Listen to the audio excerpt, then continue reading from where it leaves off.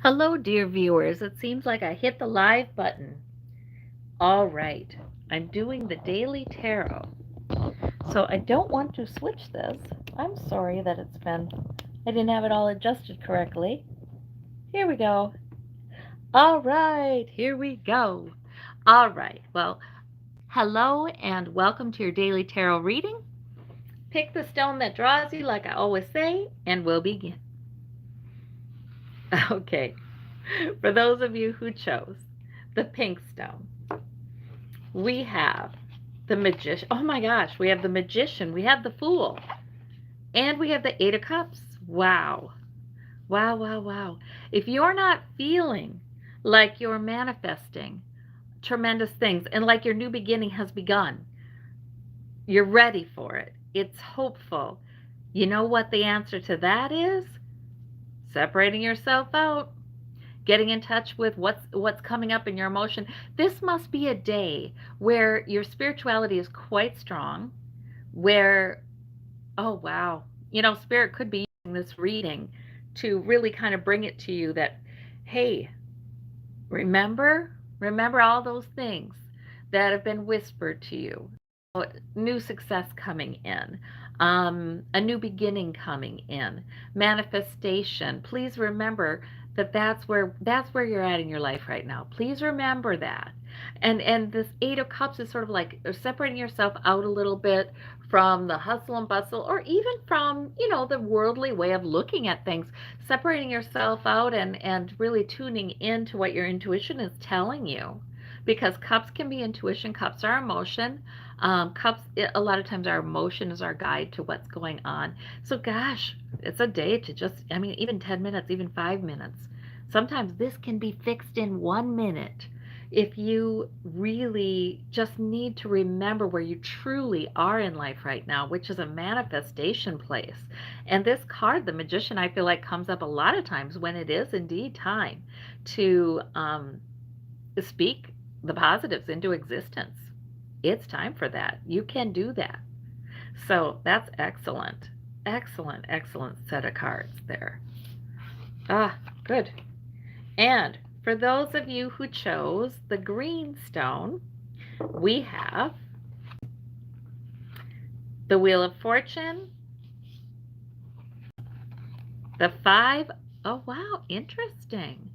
Five of Swords, Wheel of Fortune, Five of Wands. Wow. Okay, so there's a new era coming into your life, and it may be marked by disagreement or conflict.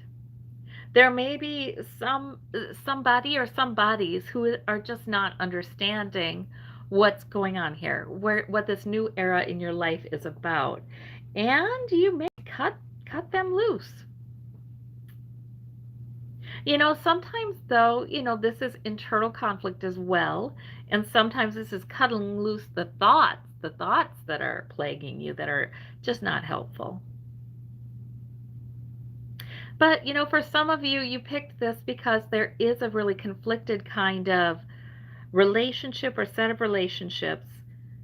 And it could be with a group. So this could be like at a workplace. This could be like a group of friends. This could be like, oh, who knows, people in your environment who kind of want to win at any cost. There's a change here. There's change here coming in. And you know what? It doesn't always mean that you're going to be cutting people loose. It could be that you're setting a boundary and they're not liking it, but you're relating to them in a very different way. You're relating to them in a way that brings victory. You're relating to them in a way that's not codependent. And sometimes these cards come up, I feel like, see, these are minor arcana on either side of this Wheel of Fortune. So there can be transformation in the way you interact with other people as well.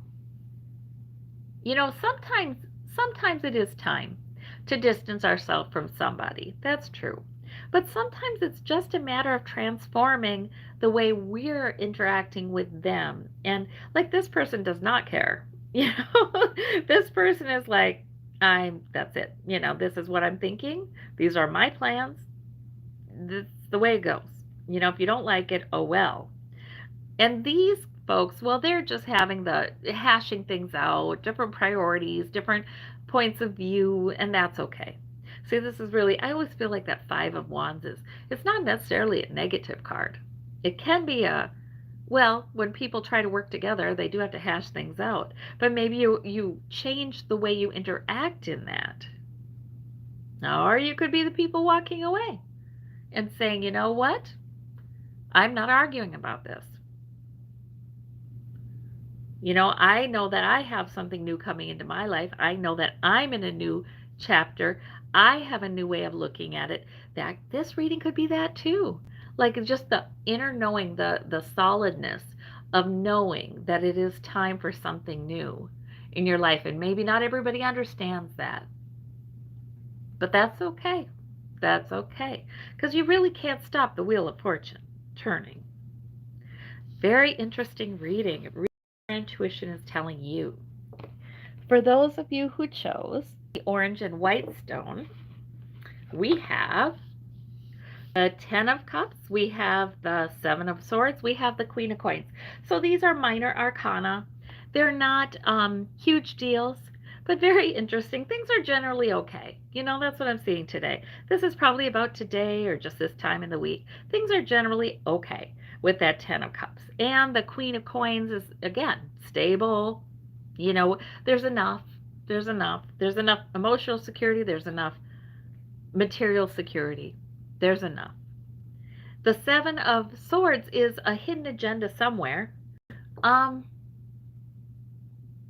You know what, though? In this particular reading, I'm feeling like that could even be your hidden agenda.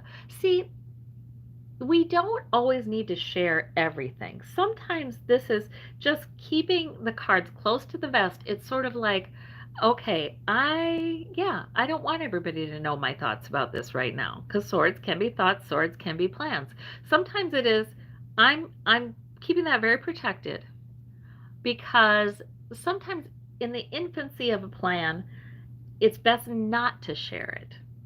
Or sometimes it's a matter of you just have a gut feeling that this or that person maybe couldn't be happy for you or couldn't be encouraging toward you. So it's important to just kind of keep that to yourself. It's between you and source, you and the divinity, you and, oh goodness, I find that the divine will come to us in all kinds of loving forms, as an angel that's helping us, our higher self. Yes, Jesus or Muhammad. Gods and religious figures, saints, from all kinds of religious traditions. Yeah, the Buddha. I find that we can access these energies and we can that way interact with a very human helper. So in some ways it is okay to interact with that, but of course this is an enlightened being that is is a master, is an ascended master, right? So sometimes it's okay to have it between you and them. It's okay to keep it between you and them for a while. And there are some things you may keep between you and them, because the world doesn't quite understand how that things are all right, things are going to be okay, things are fine. Things are okay. Maybe the world doesn't know how you know that, but you know that because of your secret thoughts. So this is an interesting set of cards. Interesting set of cards. This can also be, things are generally all right with your family or the group of people near you. But maybe somebody's trying to take more than their fair share. Somebody has something going on that is mysterious. But it's reassuring. It's like, don't worry about that. It's not a big deal. So it can be that too. But pleasant cards. Okay, for those of you who would like a little further clarification, we've got that golden nugget card, and that is the Tower. All right, this Tower can be something that you have been wanting, something you've been needing. There may be a situation in your life where you need change. You have no idea how that's going to come about. We do tend to, I could say, get stuck in a rut. What I think that's the negative reading of it. I think we are creatures that that desire, who desire stability, who desire balance, homeostasis. And in fact, when we get in groups, the groups kind of come back to homeostasis. I think it just must be important for the human being's survival because it's a very human tendency we have. And yeah, it lends stability, it lends predictability, uh, that kind of security for growth. However, sometimes it's hard to get out of that homeostasis as a group, as a family, as an individual. Sometimes it's hard to break free from. And there almost needs to be a tower event that just changes things. This is where a lot of times I ask Source, please shut the door on something that is not good for me, that is not what I'm supposed to be doing right now. So this can be a door shutting. That is, it's a good thing it had a shut before you could come to your next opportunity. But the tower, it can be big, it can be small, but it definitely changes things. It can seem positive or it can seem negative. But you know what? Even those that seem negative, a lot of times, as you look back, you realize, oh my gosh, that's what shook me um, out of my routine, out of my rut, and allowed the next stage of development to come in, allowed me to free myself from something that was really I was suffering with.